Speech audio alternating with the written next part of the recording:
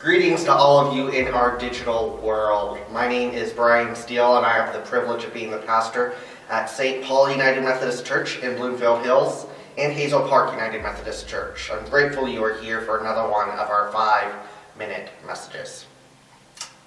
Today I want to speak about a reality that I believe people both inside and outside of the church need to hear about and need to digest and process. Religious trauma, also sometimes thought of or termed spiritual abuse.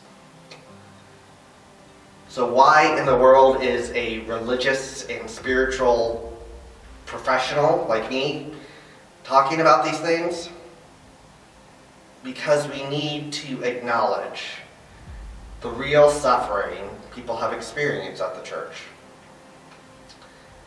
I'm not a survivor of religious trauma or spiritual abuse. I have not experienced this. But I will admit that some of the most painful experiences of my life have come from people of faith.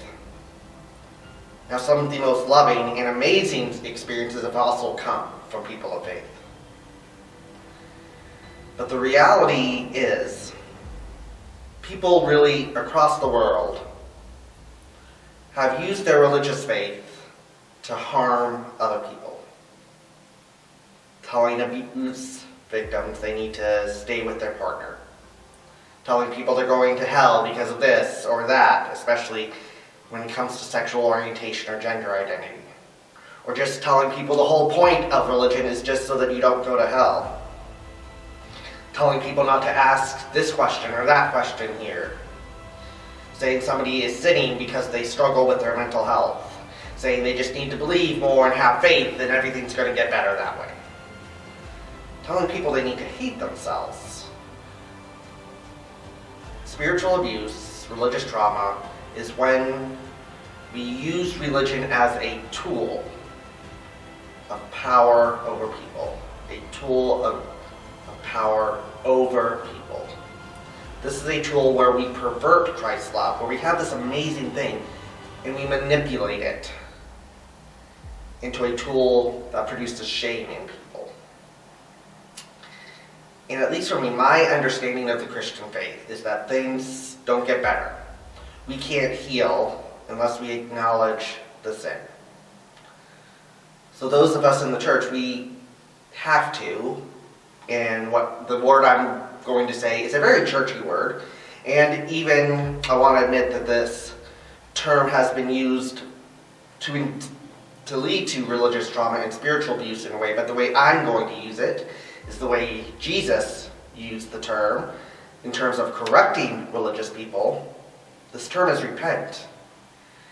We are called to look at the reality of our sin, confess it, apologize, make reparations, and look to go in a different direction. That's what I think part of what our church is called to in today's world. And it has to be part of our spiritual practice.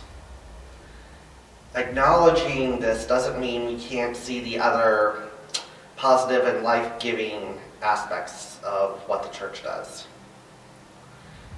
We should acknowledge those things because the vast majority of churches all are doing some type of good in the world. But what it does mean is that Jesus doesn't call us to hide from our shadows. So I just want to end today with saying, if you have experienced this trauma, whoever you are, wherever you are, just know that I am convinced of this. God loves you. You are beloved. Because to put it bluntly, God doesn't make junk. You are loved. Friends, that's it for today's 5-minute message. I'll see you back here next week. Go in peace.